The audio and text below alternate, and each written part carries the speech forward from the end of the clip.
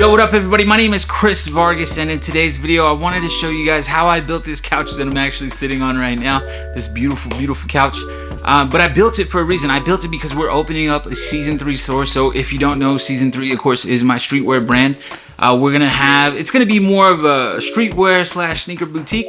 Obviously we'll have a lot of Season 3 products, but we'll also have a lot of Nikes, a lot of Yeezys, a lot of slides, pretty much any and everything that you could want from a sneaker boutique we will have. I think Tupac said it best, a place for us. That's what I wanted to build when I started thinking about this store. And so this couch is the first piece in all of that. So I hope you guys enjoy the video. Here it is. So this whole couch is built out of one single sheet of plywood. Right now, I am actually cutting the plywood to size. Really, this is just a lot of hardcore geometry. That right there is actually me cutting with the circular saw with a straight 1x4 to kind of use as like a track. The most important thing to keep in mind here is just to take your time. Go slow, do it right, you'll be happy with the results.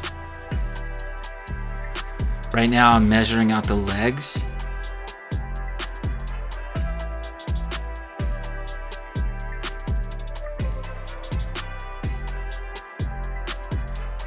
I'm cutting them all freehand.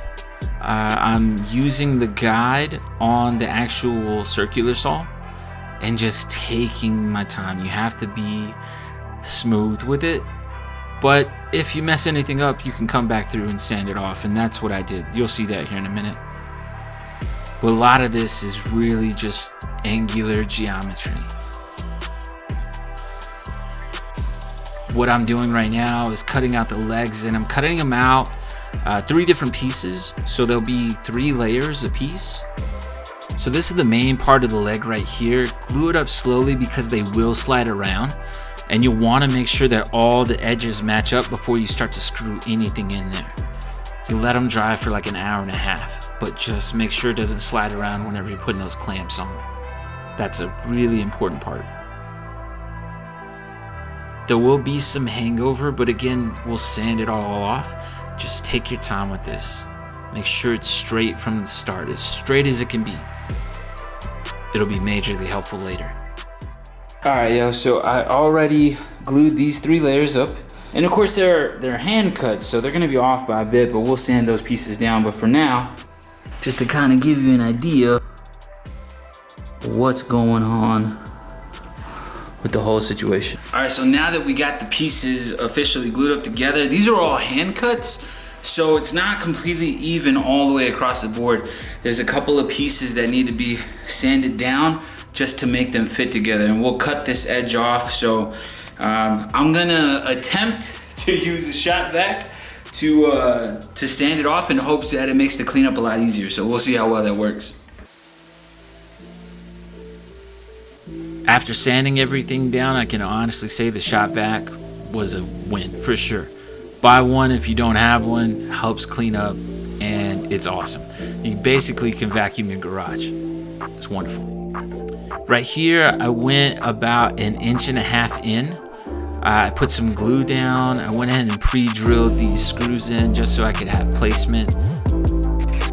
For the screws, you want to get a 3 1/8 inch screw.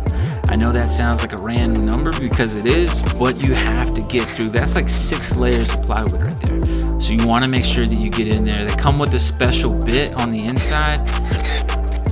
Really tremendously helpful. So as you can see, I'm using this piece of scrap plywood just to line everything up.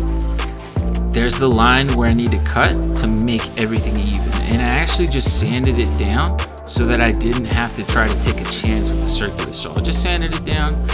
Got it down to the regular size, as you can see right there. It's a clean line. Also recommend that sheet of insulation if you don't have a table saw. It helps get around that. I'm also covering up my screws with some wood glue. You don't have to do this, but it does help to make it look a little bit more professional, and that's always a good thing.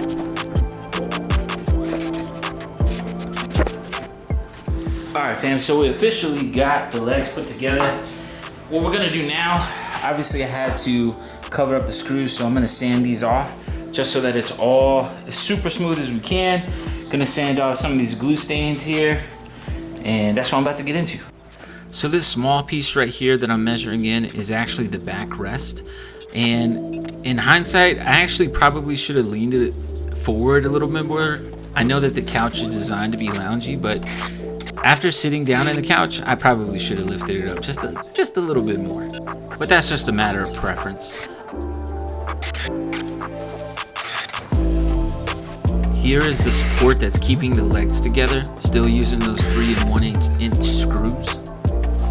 And I wood glued everything together. I just wanted to make sure that it was as solid as possible. So not only did I wood glue it, but I also screwed it.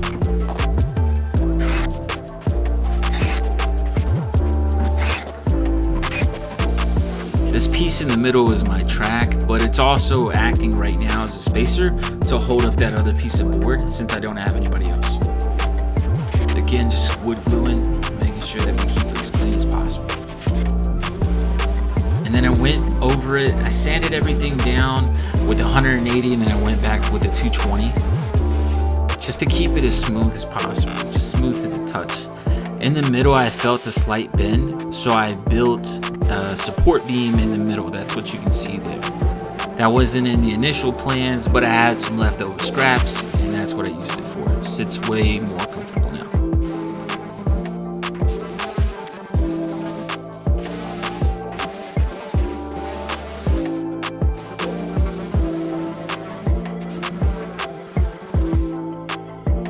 With all this sanding, I can't stress enough, make sure that you get a microfiber cloth and wipe everything down.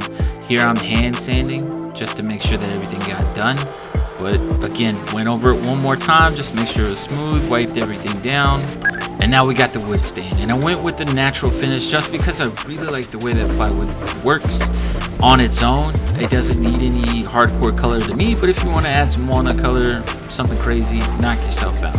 This is just what I wanted it to look like. Get all the nooks and crannies, take your time, let that mug dry overnight. I went with the oil-based finish just to waterproof it, just in case. And here it is in all its glory.